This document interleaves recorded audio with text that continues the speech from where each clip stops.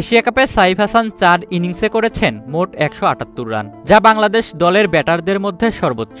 পাশাপাশি টুর্নামেন্টের সবথেকে বেশি রান সংগ্রাহকের তালিকায় 2-এ আছেন ডানহাতি এই ব্যাটার। এবারের আসরে সাইফ প্রথমবার দলে সুযোগ পেয়েছিলেন আফগানিস্তানের বিপক্ষে বাঁচা মরার ম্যাচে। সেখানে খেলেন 30 রানের একটি কার্যকরী ইনিংস, যা পাওয়ার প্লেতে ভালো শুরু এনে দিয়েছিল বাংলাদেশকে। এরপর সুপার 4-এর প্রথম ম্যাচে শ্রীলঙ্কার বিপক্ষে 61 রানের ইনিংস খেলে দলের জয়ে ভূমিকা রেখে হয়েছিলেন ম্যাচ সেরা।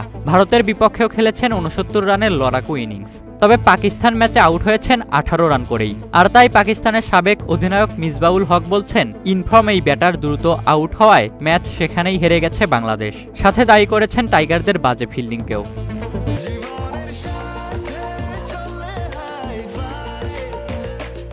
স্বাস্থ্যকর অল টাইম হানিকম, সব সময় অল টাইম হেলদি লাইফ।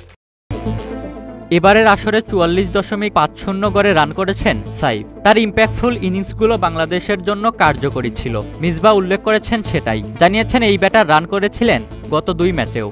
বাংলাদেশের পেছনের 2টা ম্যাচে সাইফই রান করেছে। পাকিস্তানের বিপক্ষে সাইফ যখন আউট হয়েছে, বাংলাদেশের সব সম্ভাবনা শেষ হয়ে গেছে।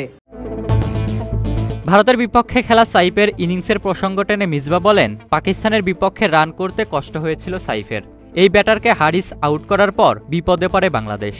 হারিস এসে যখন ওদের মেইন ব্যাটার সাইফকে আউট করলো, তখনই ওরা বিপদে পড়ে। সাইফ আগের দিন 50-এর বেশি রান তো করে, কিন্তু পাকিস্তানের বিপক্ষে রান করতেই ওর খুব কষ্ট হচ্ছিল।